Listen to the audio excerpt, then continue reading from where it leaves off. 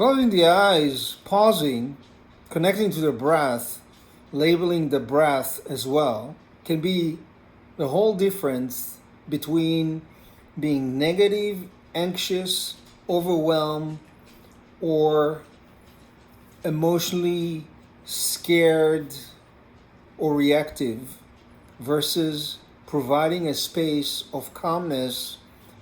and ability to assess and evaluate feeling, thoughts, circumstances, information in a way that is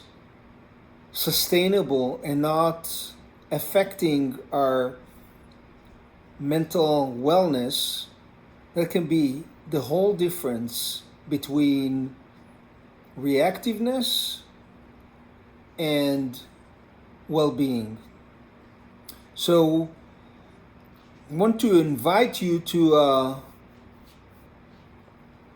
mini course on September 17 of 5 week of creating a meditative daily practice, introducing over 5 weeks different techniques from different traditions that will create a difference through your life experience. And if you're interested in that,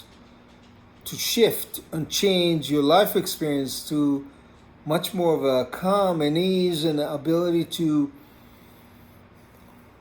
kind of enjoy the momentary presence and being present in general, please drop me a line.